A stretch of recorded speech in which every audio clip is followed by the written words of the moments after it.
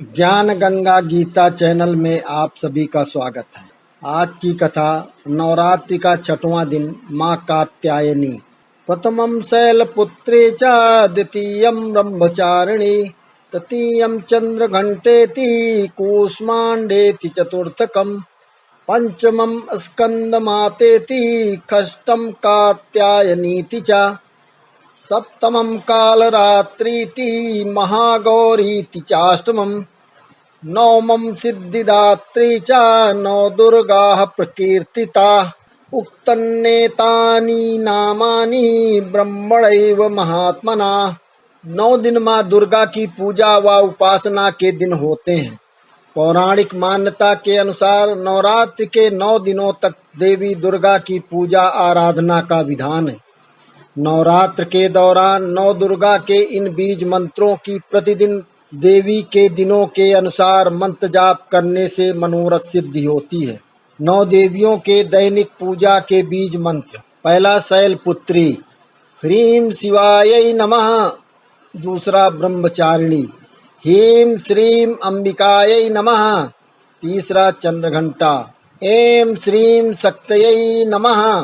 चौथा कूष्मांडा ऐं ह्रीं देव्यै नमः। पांचवा स्कंदमाता ह्रीं क्लीं स्वामिन्यै नमः।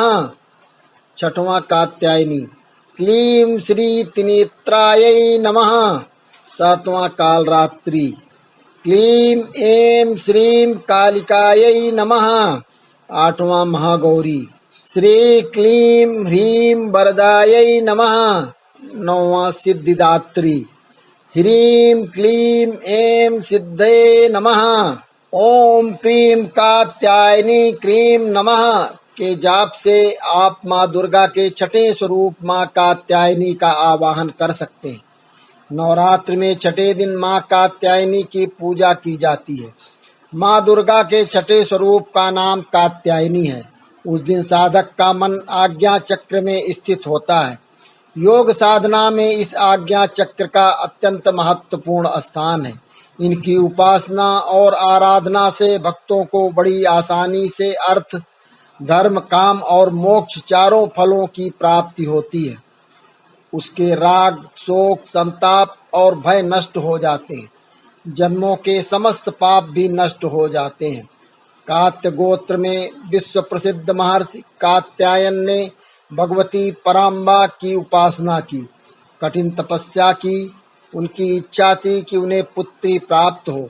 माँ भगवती ने उनके घर पुत्री के रूप में जन्म लिया, इसलिए यह देवी कात्यायनी कहलाई। इनका गुण शोध कार्य है, इसीलिए इस वैज्ञानिक युग में कात्यायनी का महत्व सर्वाधिक हो जाता है। इनकी कृपा से ही सारे कष्ट पूरे हो जाते हैं। ये वैद्यनाथ नामक स्थान पर प्रकट होकर पूजी गई। माँ कात्यायनी अमोघ फलदायिनी है। भगवान कृष्ण को पति रूप में पाने के लिए ब्रज की गोपियों ने इन्हीं की पूजा की थी। ये पूजा कालिंदी यमुना के तट पर की गई थी, इसीलिए यह ब्रजमंडल की अधिष्ठात्री देवी के रूप में प्रतिष्ठित हैं। इनका स्वरूप अत्यंत भव्य और दिव्य है। ये स्वर्ण के समान चमकीली हैं और भास्वर हैं। इनकी 4 भुजाएं हैं। दाईं तरफ का ऊपर वाला हाथ अभय मुद्रा में है तथा नीचे वाला हाथ वर मुद्रा में। माँ के बाईं तरफ के ऊपर वाले हाथ में तलवार है, वह नीचे वाले हाथ में कमल का फूल सुशोभित है। इनका वाहन भी सिंह है। उसके रोग, शोक, संताप और भय नष्ट हो जाते हैं। जन्मों के समस्त पाप भी नष्ट हो जाते हैं। इसलिए कहा जाता है कि इस देवी की उपासना करने से परम पद की प्राप्ति होती है। माँ की पूजा के लिए मंत्र है चंद्रहासोज्ज्वलकरा शार्दूलवरवाहना कात्यायनी सुधम दद्यात् देवी दानवघातिनी। हमारे सामने जो कुछ भी घटित होता है, जिसे हम प्रपंच का नाम देते हैं, जरूरी नहीं कि वो सब हमें दिखाई दे। वो जो अदृश्य है, जिसे हमारी इंद्रियां अनुभव नहीं कर सकती, वो हमारी कल्पना से बहुत परे और विशाल है। सूक्ष्म जगत जो अदृश्य अव्यक्त है, उसकी सत्ता माँ कात्यायनी चलाती हैं। वो अपने इस रूप में उन सब की सूचक हैं जो अदृश्य या समझ के परे हैं। माँ कात्यायनी दिव्यता के अति गुप्त रहस्यों की प्रतीक है। क्रोध किस प्रकार से सकारात्मक बल का प्रतीक है और कब यह नकारात्मक आसुरी शक्ति का प्रतीक बन जाता है, इन दोनों में तो बहुत गहरा भेद है। आप सिर्फ ऐसा मत सोचिए कि क्रोध मात्र एक नकारात्मक गुण या शक्ति है। क्रोध का अपना महत्व, एक अपना स्थान है।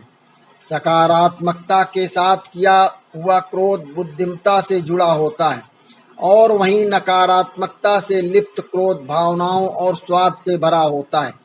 सकारात्मक क्रोध एक प्रौढ़ बुद्धि से उत्पन्न होता है। क्रोध अगर अज्ञान अन्याय के प्रति है तो वह उचित है।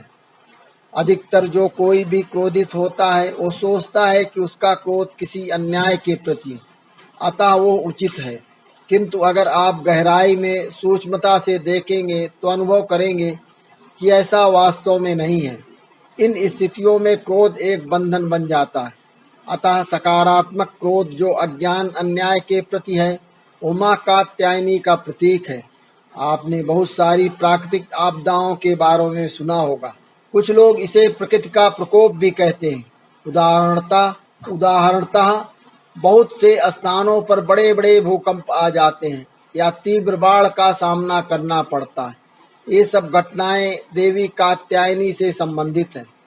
सभी प्राकृतिक विपदाओं का संबंध माँ के दिव्य कात्यायनी रूप से है। वो क्रोध के उस रूप का प्रतीक है जो सृष्टि में सृजनता, सत्य और धर्म की स्थापना करती है।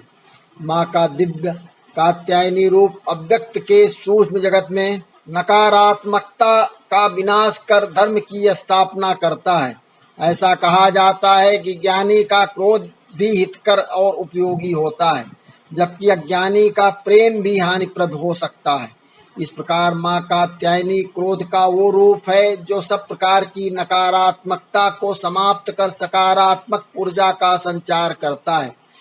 नवरात्र की षष्ठी को पहने लाल रंग के कपड़े, ऐसा माना जाता है कि माँ कात्यायनी को लाल रंग बहुत भाता है, तो आप लाल रंग के वस्त्र धारण कर उनकी पूजा कर सकते हैं। स्वर्ण से चमकीले रंग वाली देवी की 4 भुजाएं हैं। इनका वाहन सिंह है। इनकी पूजा करने से चारों पुरुषार्थों यानी धर्म, अर्थ, काम और मोक्ष की प्राप्ति होती है। ये देवी अत्यल्प सेवा और भक्ति से ही प्रसन्न होकर आशीर्वाद देती है। सच्चे मन से पूजा करने वाले को सुगमता से परम पद प्राप्त होता है। विधि विधान से पूजा करने पर भक्त को कम समय में ही कृपा का सूक्ष्म भाव अनुभव होने लगता है। ये देवी आधियों व्याधियों से मुक्त करती है और उसे सुख, समृद्ध और उन्नत प्रदान करती हैं। अंततः इस देवी की उपासना में भक्तों को सदैव तत्पर रहना चाहिए। कल सुने माँ कालरात्रि की कथा।